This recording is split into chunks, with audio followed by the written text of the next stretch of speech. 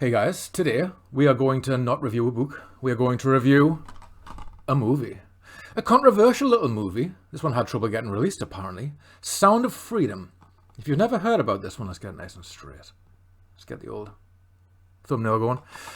Sound of Freedom. Why is it so controversial? It talks about human trafficking in a very big way. But more than that, it tells on them.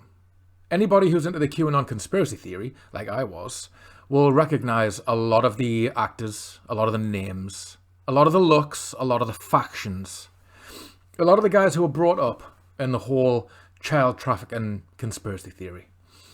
Like I said, this one had a hard time getting released. Good old Jim Caviezel in. Jesus Christ. So, let's get started. It gets 5 out of 5 for me, but it's not perfect. Let's get into it. What happens in this film is, essentially, a modeling agency poses as... Human trafficking agency poses as a modeling agency, not the other way around. So anyway, human traffickers pose as a modeling agency, and they abduct kids. And they take them away and put them in shipping containers and, ship them all around the world to the capitals and the sex districts and all this kind of stuff. And there's a burnt-out cop called Tim Ballard. Apparently, it's based on a real story. I don't know. We'll get to that. But essentially, this cop, he's sick to death of pedophiles. And he's been watching the videos and he's getting all like, you see like the tears coming out of his eyes. You don't see any of it. You don't see, it's a 15-year-old film, you don't see any of it. But you just see his reaction like, and so basically what he does is he befriends a pedophile. Anyway, befriends a pedophile. When you see this guy, you might understand why this film had a hard time getting released, because it's like, I wonder what he's saying there. So anyway, and from that lead, he finds a kid. And it's a funny thing, man. The kind of guys who are trafficking these kids, they've got a certain look. They're all like this dead, soft, pudgy, friendly, I don't know how you doing, all-American kind of guy. You got a feeling for who this faction is. Like I say, very suggestive, this film. So essentially, he saves the kid. And from here, he finds out that there's another kid.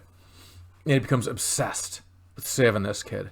And he goes on an adventure around the world. Super cop. Superhero cop. And I won't spoil it. But it is a really good film. The best things about it, it deals with such a sensitive subject. Obviously, it's child trafficking. It's pedophilia. That's a heavy subject. But it's done so artistically that you get a feeling for how brutal and visceral it all is without actually seeing it. You don't actually, you just see the reactions, you see the words they use, the cutaways and stuff like that, the framing, the colour, everything. It's fantastically filmed. Get a really good feeling for it. The actors are great casting. Like I say, if this isn't cast to tell you something, I want to say names. But the names of the characters, you see them and you go, well, it has to be that. It has to be that famous conspiracy that's going around right now. So, like I say, very cleverly done, this film. So it's, I'd highly recommend it, because it brings an awful subject to the mainstream. And we all need to be having this conversation. And I think that's why it's having a hard time. Because it's clear that this is the big industry of the rich and powerful. This is the above the law people, which brings us to why I'm not too crazy about this film. Well, one, they edited out the sex scenes. Oh, I'm just checking. I'm just joking. I'm just checking. Ooh. All the code words. No, what I'm pissed off about with this film is this is blatantly copaganda. Now, if you don't know what the word copaganda means, it's an anarchist term, and it basically means praising police, making them look like the heroes, rather than the suppressors of the working class, rather than the trained dogs of the domineering state. They're the heroes of the people. We've been fed this all of our lives since kids. Lethal Weapon, Die Hard, Police Story with Jackie Chan, all those cop films where the cops are super cops, and the End of Watch and stuff like that. Copaganda, remember the word. But if anybody remembers how the police behaved during the last 4 years, you'll realise what the police really do. Their real existence. They are the monopoly of force. They keep the weapons. They keep violence. They keep invasion and kicking doors in and putting people in a dungeon and putting them in a back of a van and stuff. That's their job. That's their speciality. We, the people, aren't allowed to do that. Like I say, the whole paedophile thing, and that these coppers, Jim Caviezel's going to hunt them down. He's got the state on his back. I find kind of hilarious, because we already have a super powerful state. We already have all of these agencies. We already have these worldwide bodies of security and power and all this kind of stuff. And we have world-class human trafficking. It doesn't stop it. The police don't stop it. The police we have. The police, we have surveillance states. I don't need to bring up all the people in England who were brought about by the whole paedophilia thing. They tend to be very powerful people.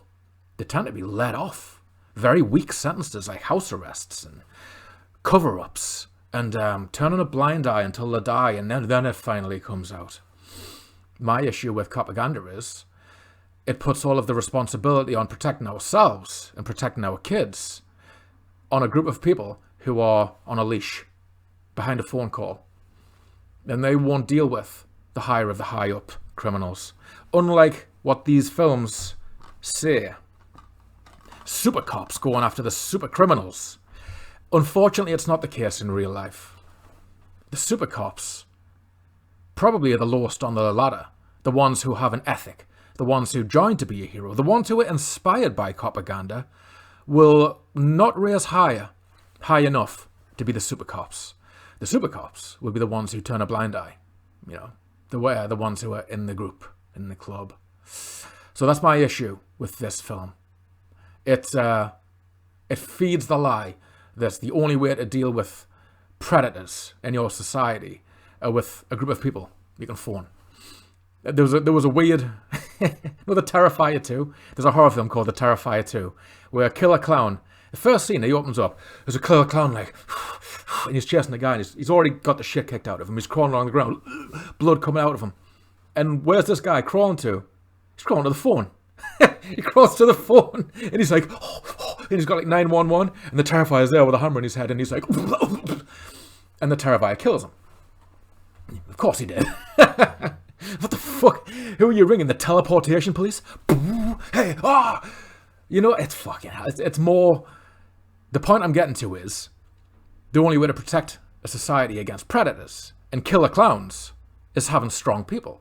Strong armed people who are informed and have the will to protect each other against abductors. This film should have been... Where is he? That's what this film should have been. The dad. The dad and all the family members and all the close friends hunting this fucker down. Hunting this piece of shit agency, industry down. But of course, if he did that, he'd be a bad guy. He'd be put in jail straight away for taking the law into his own hands. Copaganda. Pay attention. Now then. 5 out of 5. Either way, 5 out of 5 this film gets, because it does bring the conversation to the masses. And that's important. But let's get on to the whole conspiracy theory behind this. The Q-Anon thing. The Donald Trump thing. Apparently, if you haven't heard it, normies, if you haven't heard of what the Q-Anon conspiracy theory is, it's that Donald Trump, when he became president, led a group of hot-blooded, manly American against the deep state's criminal cabal of pedophiles and blood drinkers and perverts.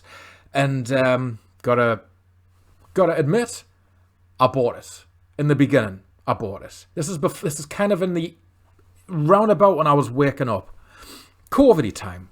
Because it was the same time when Epstein got arrested and Ghislaine Maxwell got arrested and Trump was president. And this whole thing, and then the COVID thing started. And it was all at the same time, and nobody really knew why all this stuff was happening. But the conspiracy theory, we'll get to what I really believe, but back then, I believed in the whole Trump thing as well. So my theory was, something must be happening.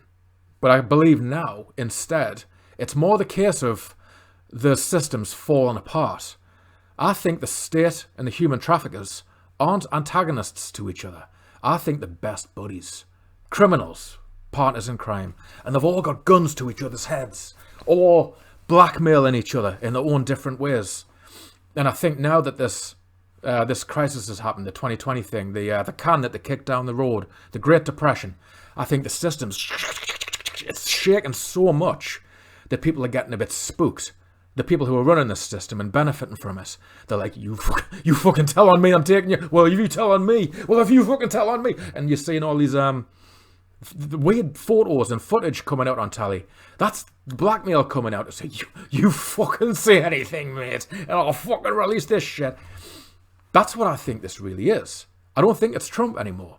And the reason I don't think it's Trump anymore is because of how much he pushed those vaccines and how much people started suddenly dying. Like, real shit.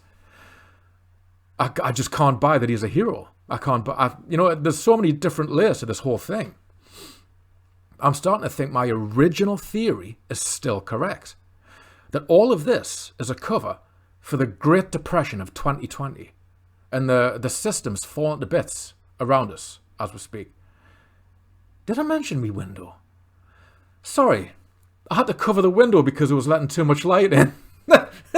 Just wondering why there's a fucking blanket in the window. The window thing distracted us there. Sorry. Okay, so to wrap this up. Great film. I highly recommend it because it brings up a really important topic of conversation. What I would recommend even more than this, though, is the real shit. Go looking for the real videos. Go on BitChute. BITCHUTE. Look up Mouthy Butters Pedogate 2020. Look up Out of Shadows or Out of the Shadows. I don't remember which one. I think it's Out of Shadows.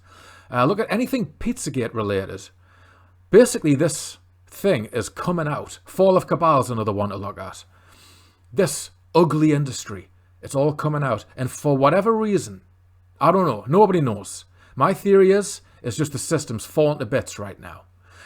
But look it up anywhere. Look up this conversation that everybody needs to be having right now. We all need to be talking conspiracy theory. We need to make it mainstream. What else are we going to talk about these days? The football?